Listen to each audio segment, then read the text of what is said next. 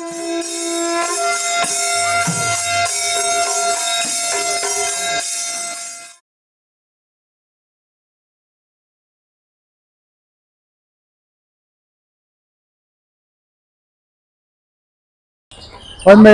मे की तांग कुनिथोई कुमजा लिसिंग अनि कुन तरुक नुंथिल की पुंग अनि रोम तारे अइना लेजरीबा मफम से आई ताक्सगे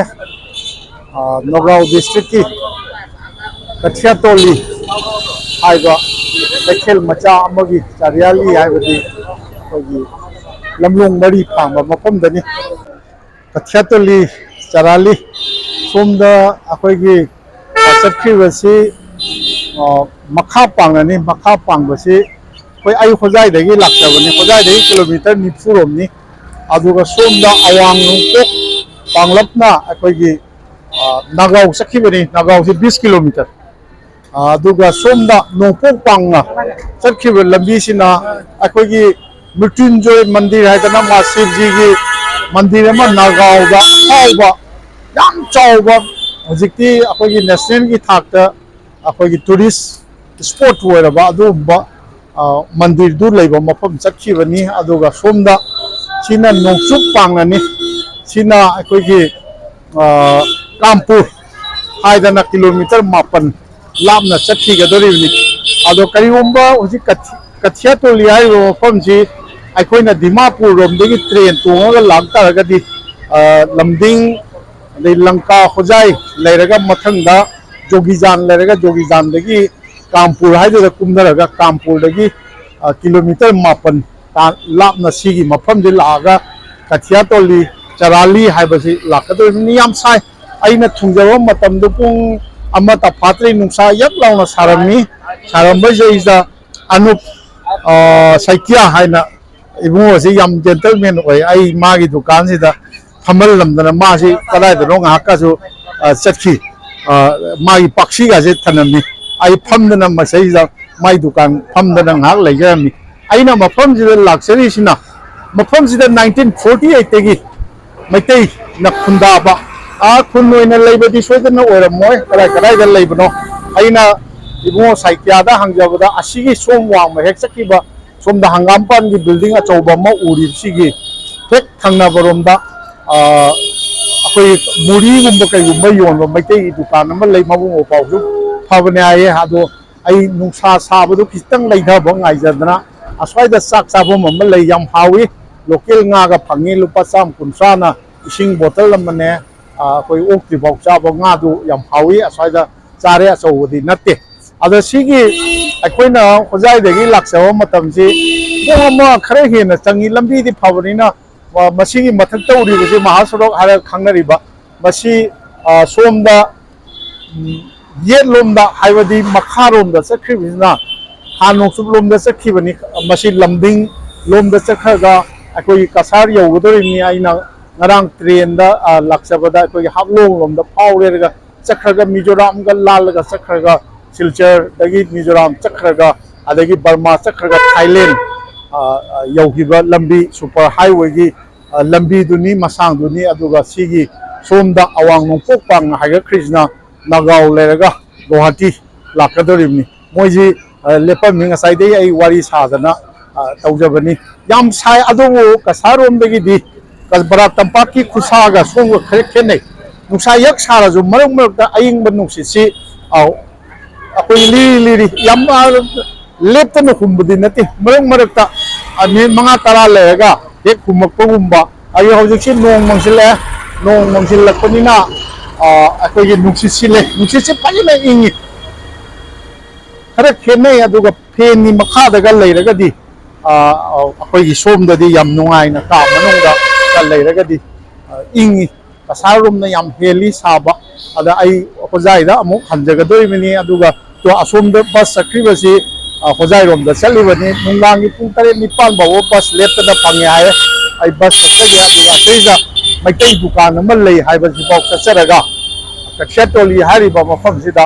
हौजिक मैतै कयामना लैबा कैदौबा 1948 ता गी हौना मैतैना मफमसिदा लैबा हौरे हाइबसिदी ओजा कराम इबुंगो होलना इबिरंबा मागी लाइरी आई ममांगदा पंजरबदुगी मतुंगिना 1948 ता मणिपुर मत मना फी योन मणिपुर लागा अहम यूमलिंग खुनाब होगी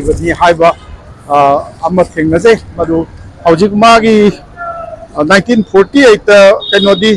यूमनाक्ति पंद्रे मंगी मागी लोइनबी रमनी मागी चाही मरी खत्ताई मचानुपा मंगलेम लोइनना लागा अहम खुनाब मैते यूमलिंग होगी अखोगी कबोक मुरी चिंब योब मैते की दुकान ताकि आई मधु थीरगा आई चंजगे करम्बो ओरिजनो एखने एक मणिपुरी दुकान आसेनी ये ओ गली भीतर अच्छा सिगी कहीं चंगा गली चंगा लेमान अदो यामना सी नोंगचुप नोंगचुप लोम चक्रीब लंबी कामपुर हाइब चक्रे महासड़क लेरे सोम नोंपोपांग किलोमीटर 20 किलोमीटर 20 खरे फुट 30 40 हाइब कहीं महामृत्युंजय अखोगी मंदिर याम चावना मसी गूगल कई फोटो कई उजरे नगाव की अखोगी नेशनल की थाकदी अचौब तीर्थ स्थान हजिक फावरे मसीद चंजगे मैतई की दुकान है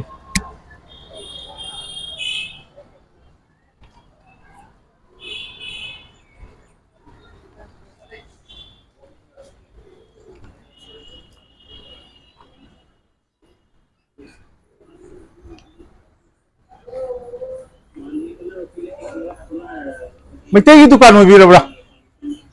मणिपुरी दुकान आसीनी खने अपने नहीं मणिपुरी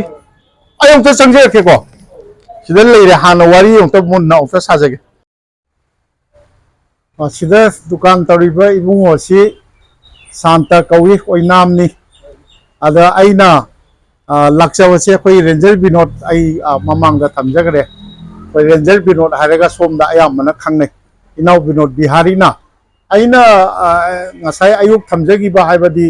जिरीबामगे अरोइब नोनेदगी इम्फाल बाउ लापगीदुदा इनाव विनोद बिहारी से assistant chief conservator of forest ना हाइजगरे मासे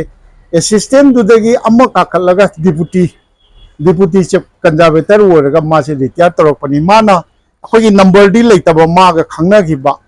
अहनिबुंगो Manglem हाइबा अमगा अदगी अखोगी इबेमा Shakuntala हाइबा अमगी Ming मोइगा खंगनाबनी हाइना phone number दी फंगबा ngamdre चलगा हाइदना आइना सुम हंजल लापसिदा लाइबक फदना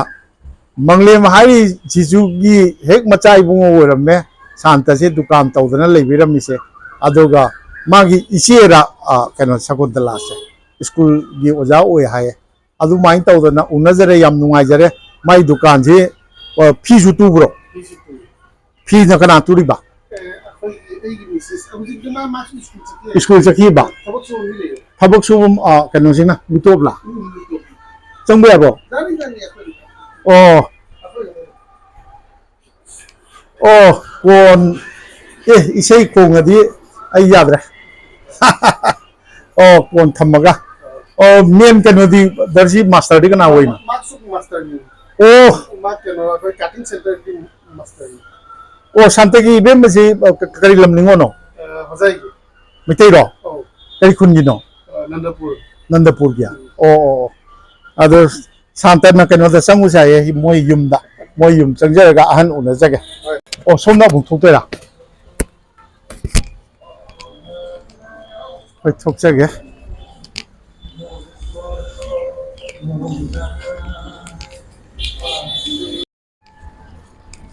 कोई इबुंगो शांत होगी युमदा चटपसी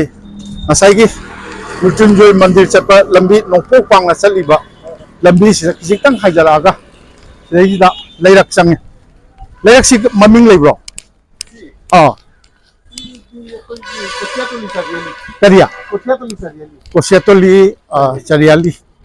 हारगा दम खंगनाबा सिदा मैतै युमसी शांत होगी खना अतै सिगदे लेते अखोय नेक्स्ट गली दो नेक्स्ट गली दा नोंग तारे नोंग ताबसे सावे हाइरोदी याम नुंगाइबा अदो आई तौजगे न लाइबा थबक्तदि खितंग अकाय होवे जौरे ओ नोंग तारे अस नुंगाइ हक्सांग दा नोंग अयिंबा नोलिक पुजे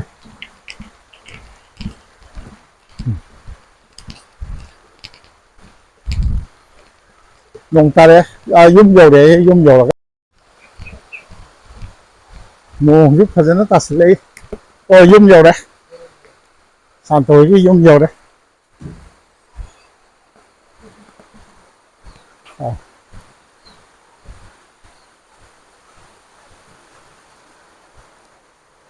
इबुंग सांतना दुकान थादोगा माइ मयुमदा पुसिन बिरक्तना तौबदगी सांतोगी अनिबुंगो ओजा मंगलेम को मंगलेम ओइना मंगलेम थोपी रक्तना उनजरे आइना आई लाक्सबगी चौराकपजो हाइजरे अदा सांतसी दुकान थोगे हाइदा आई वामतंग हाइहोगे हंगहोगे तौने नंगना इचेदा इचे सकुंतलादा फोन तौदा अखुमयादा हाय मसी मैतै लोनदा हाइना मैतै लोनजी खरा